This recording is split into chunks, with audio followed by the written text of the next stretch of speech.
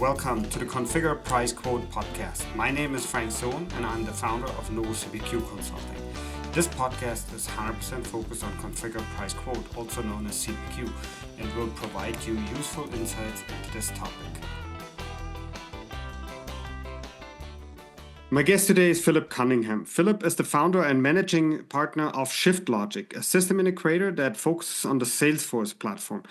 He has over 20 years of business experience and was with companies like Pfizer, Oracle, Salesforce, and Conga before he started Shiftlogic.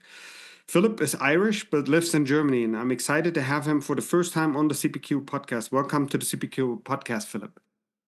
Thank you, Frank. It's a pleasure to be here. I'm very excited to have you. And let's maybe start by telling me a little bit more about what you did before you started Shiftlogic. So just before we started Shiftlogic in 2022, I worked with Conga. I spent about a year with Conga. While there, I was the regional vice president of professional services EMEA, working with some very amazing people, I have to say, in delivering successful outcomes to quite a few customers, I have to say. But that wasn't my first foray into the world of CPQ. About 10 years before, I joined a company called BigMachines. And it was an accidental, you could say a pleasant accident, if you can phrase it like that. I just moved to Germany in 2011. And I was looking for a job, moved the whole family. And we were living in a very small town outside of Bonn. And I had the choice of either, commuting to Cologne and working with a company called Cleverbridge. They're an e-commerce solution still going today. Or this thing in Frankfurt called BigMachines that focused exclusively on CPQ. And I chose BigMachines. I chose the not only a commute, but a move to Frankfurt to work with this, again, more amazing people in the CPQ space. And at the time, I could just about spell CPQ, but that's about it. I knew very little about CPQ before this whole adventure kicked off. And you could say, the rest is history. But that history looks like BigMachines in 2011. That was a company acquired by Oracle in 2013. The company itself, though, BigMachines was founded by Goddard Abel and Christopher Schutz, both, titans in the space of CPQ. But they sold BigMachines to Oracle in 2013, and I moved to Oracle with that acquisition. Spent a couple of years there, and then sort of migrated with many other ex-BigMachines folks to a small startup called SteelBrick in 2015. Didn't spend long there before we were acquired by Salesforce in late 2015, early 2016. And that's when my Salesforce journey started. Again, focusing on Revenue Cloud, or what was then known as SteelBrick or Salesforce CPQ. Ultimately, it became Revenue Cloud.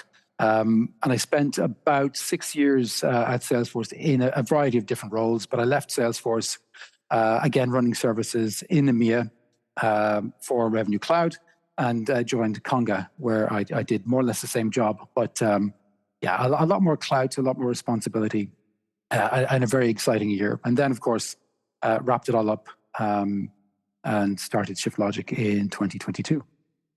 And you see, that's the interesting part. So because you have been with a number of very recognizable names, right? So a lot of security, let's put it this way, right? And now you're jumping into building your own company. Why? What was driving you to do that? That's a very good question, Frank. I guess it's having worked with such amazing entrepreneurs in my career. Goddard Abel, Joachim Klein, Matt Gorniak, Max Rudman, names your listeners are going to recognize. They were instrumental in either BigMachines or SteelBrick. But it wasn't until, and I guess I've always had this dream or aspiration of running my own company or being, my own entrepreneur. But it's very easy to have that dream or have that vision. But when you want to turn that into a reality, that's when things get hard. But what made it easy for me was a conversation that I had with my two co-founders, close friends of mine, ex-colleagues from Salesforce, and they are Anil Pinto and Lakshman Rao Manchakonda. About sort of late 2021, we all got together and we had this very open and frank conversation, and we realized that we had the same ambitions. We wanted to set up our own company, set up our own entity, and be masters of our own destiny. And having two partners and being a team of three, that made it very, I guess, a lot easier to set everything up. I've known founders and entrepreneurs who have been solo entrepreneurs, and I can appreciate the challenges that they've faced because they've shared them with me. And one of the messages that I hear on occasion is, you're lucky, you've got partners. It's not just you on your own. And I guess that's what triggered the initial steps to setting up Shiftlogic. Excellent. Now you have been on this trip for 2.5 years, a little bit longer, I think, around that time. What are the key learnings from your perspective so far? Wow. Okay. Yeah, that's another good question.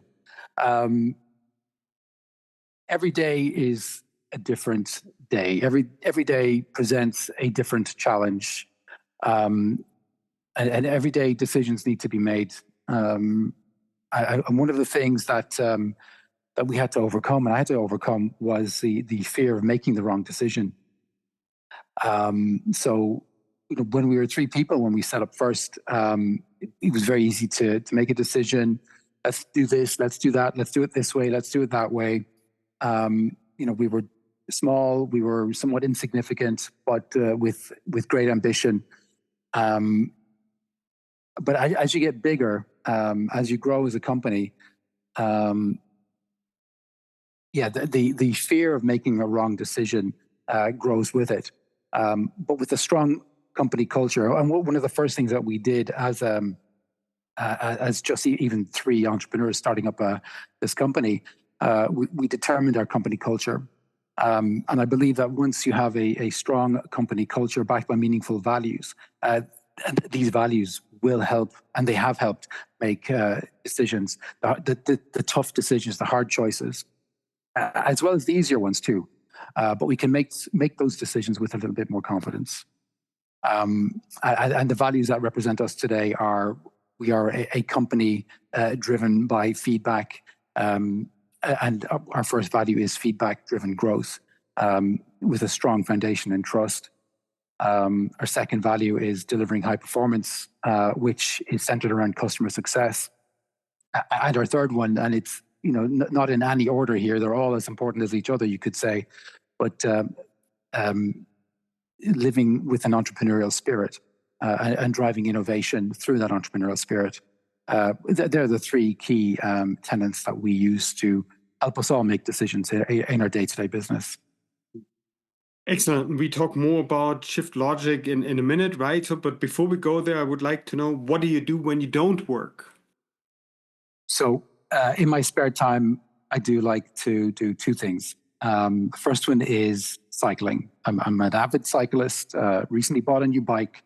It's a hybrid bike, so I can do street cycling or cross country or off-road, a little bit of off-road. But I do like to cycle. I do like to get on my bike and cycle 4 kilometers at a time.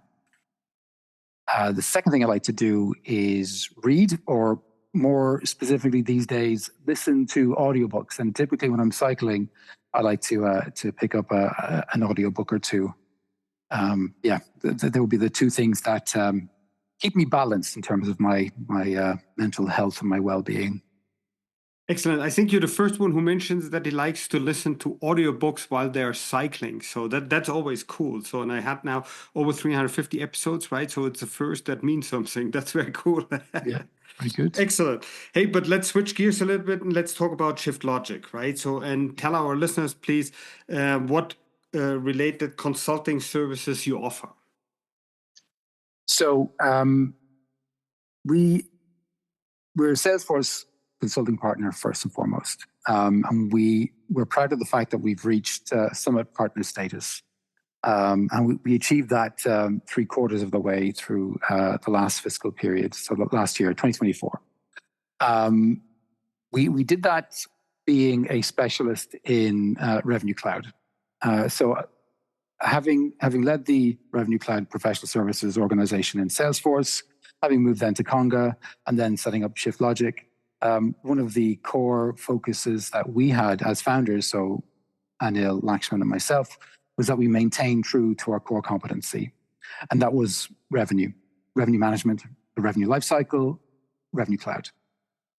So a lot of what we do, and since we started in 2022, has been around the Revenue Cloud business. And I do like to say, though, I do like to stress this, you can't do Revenue Cloud without being able to do the core clouds, like Sales Cloud, like Service Cloud. But we do specialize in Revenue Cloud. And when we're working with customers and we're helping customers on board on the Revenue Cloud technology, we do offer implementation services, so full implementation end to end. We have a pretty cool methodology that we use in helping customers achieve that successful outcome, that go live event and beyond. We also do offer advisory services. So the standard sort of services apply here. It's helping customers who are maybe self-implementing. We advise and we guide them on best practices around how to deploy this technology. And then, of course, managed services. So providing either admin expertise, health checks, or staff augmentation. So they're the three things that we offer our customers in terms of services. Excellent. You focus on specific industries? So we do consider ourselves industry agnostic, but to a point. And the point is we always play to our strengths. And we do provide our customers with a high degree of transparency. There's no point in telling a customer in an industry where we have no experience that we can deliver a transformation program to them. You need to understand how they operate their business. You need to understand the industry within which they exist. And you're not doing them a good service by disguising the fact you don't have that experience. Trusted advice, being the trusted advisors, is a key component of how we deliver success. So even though we would say we're somewhat industry agnostic, we do play to our strengths, and we do sort of focus on industries where we've played before. They include manufacturing, high-tech, automotive, financial services, healthcare, and professional services. That being said, though, we have some of our customers in the energy space and in media too. But again, they make the decision to take us on board. We know the technology, we know the domain of revenue management really, really well, and sometimes that's what they need more so than somebody who understands their industry. Excellent. What customer size do you work with typically? Well, today we've customers of all shapes and sizes. That's small, the SME, all the way through to enterprise. But that's because today we are of a certain size. When we started the company back in 2022, or even early into 2023, as we were growing, we were 3, then we were 5, then we were 7, and so on. An enterprise project would have probably consumed us entirely. And I think we made a conscious decision at the very start not to go after the enterprise too early in our history, in our journey. Today, we do have enterprise customers, but as I said, it's because we've reached that certain size. But it's more SMBs still, and you have a few enterprise customers. Is that correct? So then it's mostly smaller ones, but a few larger ones. Yeah, small and mid-sized customers. Yes, the occasional enterprise opportunity right now, but we do have enterprise customers. Got it. And what geography do you focus on? You're doing business worldwide, or you're focusing on Europe because you're sitting in Germany right now? Europe is our main focus. But we're happy to speak with any customer in any country where it makes sense. Again, we're still a startup. We're somewhat early stage in our startup journey, so we look at everything as an opportunity, but where it makes sense. So key components for us in helping us make our decision, obviously, we spoke about our company culture, but being able to speak the customer's language, that's an important factor. Sitting in Europe and focusing on Europe like we do, There are certain countries where we play better compared to others. If we can't speak the language and the customer needs us to speak their language, then we won't address that market at all. There's no point. So we're not going to go global because we're very much focused here in Europe. Our company is spread a little bit beyond Europe, but our main focus is for sure Europe. So where we play well, the UK, Ireland, for example, France, the Nordics, across Northern Europe, Central Europe, Germany, Switzerland, for example. They're the key markets for us right now. Excellent. And how many employees do you have at this time? Well, we recently broke 40, so we're fast approaching that magic number of 50, where most companies start to find they need to change the way they manage their business. Well, we're feeling that we're already there. There's a lot of things that we're doing to help manage a fast-growing, high-velocity scale-up like we are. But yeah, over 40 right now, fast approaching 50. We'll be 50 by about August, I would say.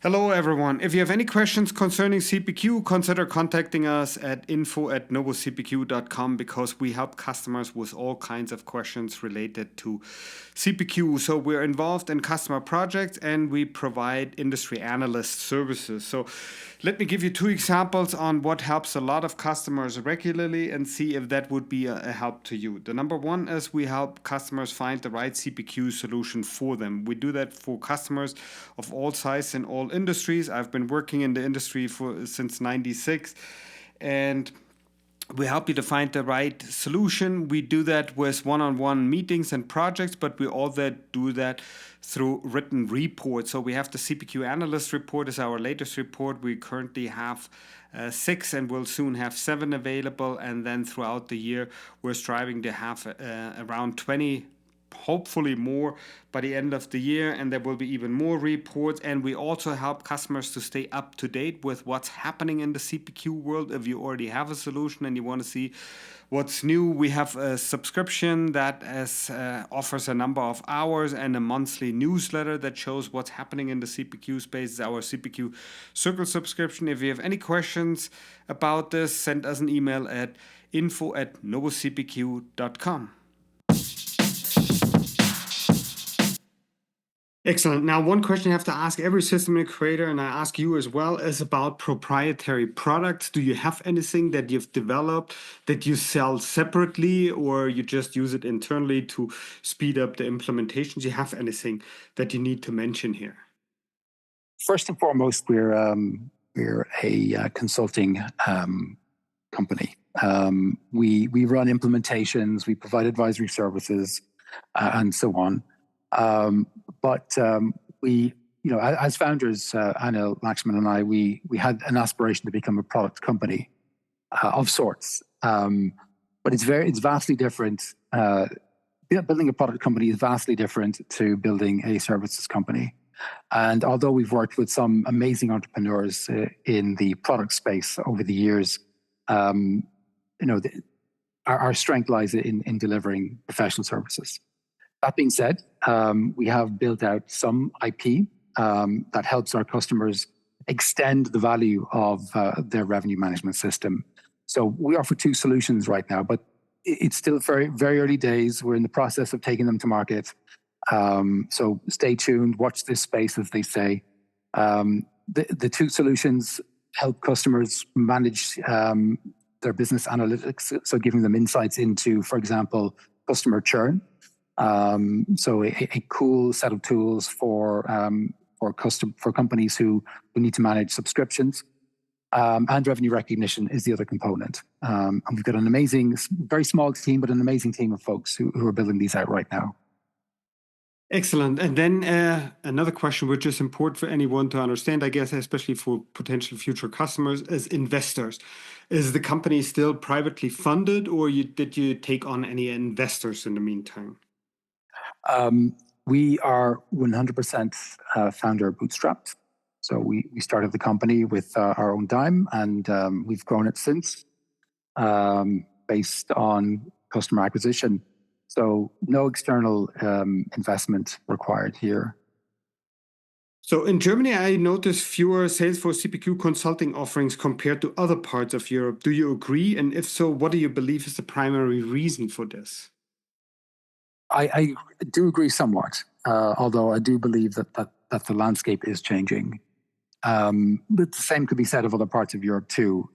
I guess in my experience, and I've worked with companies like BigMachines and Conga, and of course Salesforce. In the years I've been doing this, what I've noticed is a propensity for technology companies that have sort of transplanted from the US to Europe, land and expand in the UK, and then use the UK as their base of operations to expand into mainland Europe. And I guess that's where companies have, historically speaking, found the challenge. If you don't speak the language, if you don't understand the culture, it can be quite challenging to get into countries like Germany or France or even Italy, Spain, and so on. So I guess, if you look at just the German market today, perhaps it's a victim of that sort of approach where cracking the German market from the UK has been the priority. But then what happens next? So that market has to be served by local consultancies who speak the language, understand the culture, and also understand the competitive landscape. Yeah, and I guess the competitive landscape in Germany is embedded in some of the local providers here, such as SAP, and that's been a big challenge, I guess, in my experience anyway, for SaaS solutions like BigMachines and Salesforce CPQ to really crack the market. But as I said, it's changing, and it's because the industry is persistent. We never say die. We never say no. And of course, the mentality of the German market has shifted and changed over the year to adopt and adapt to more SaaS-based solutions. Excellent. Now I want to follow up on something you mentioned before. Salesforce is now offering the new Revenue Cloud Advanced product, which was previously called the Revenue Lifecycle Management, in addition to the older CPQ offering. And I was just wondering, how does it impact you and the customers that you work with?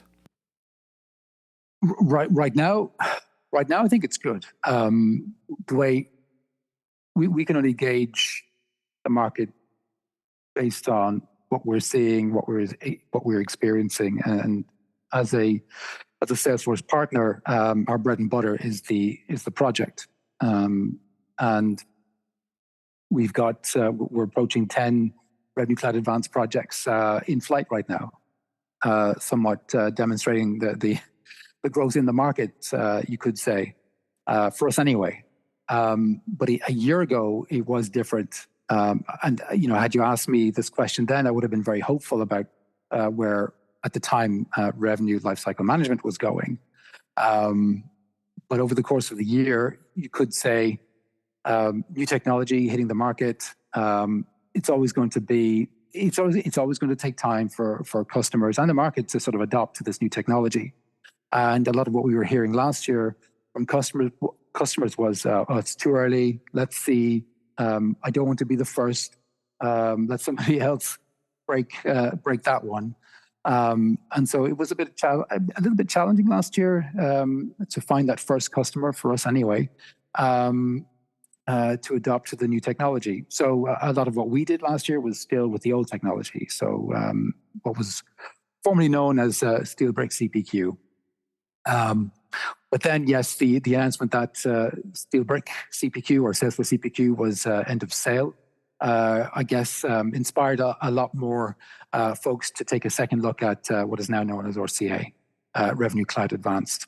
And we acquired our first customer late last year, December 2024, and it's just grown at pace since.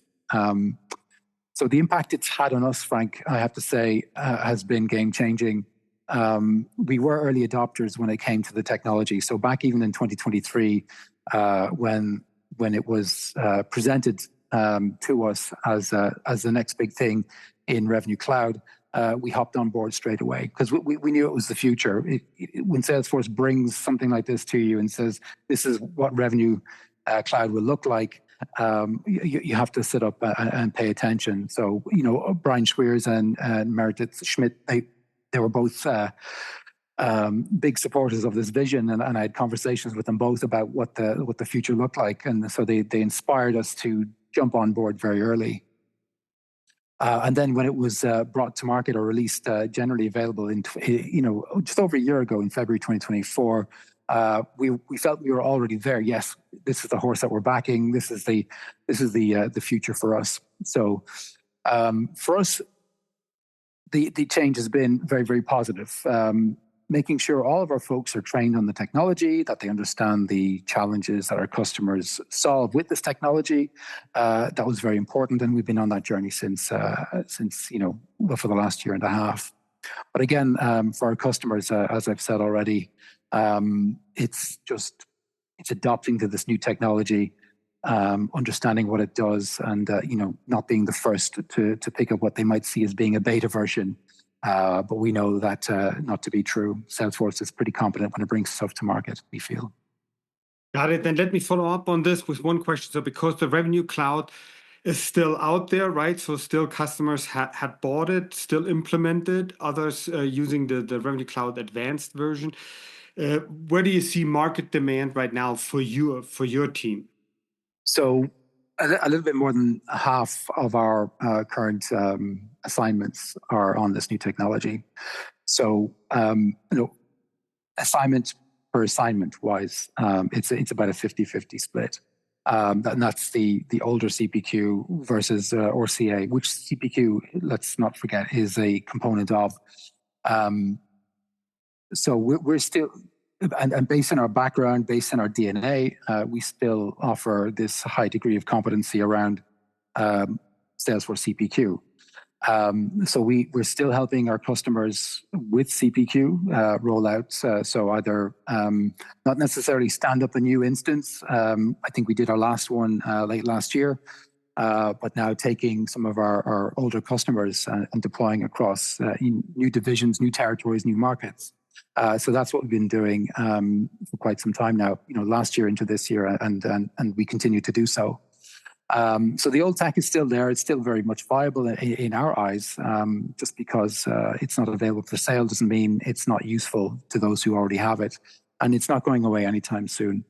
So, and then, as I said, the new technology, we've already fully embedded ourselves into understanding the nuts and bolts of RCA, and we're helping a lot of customers.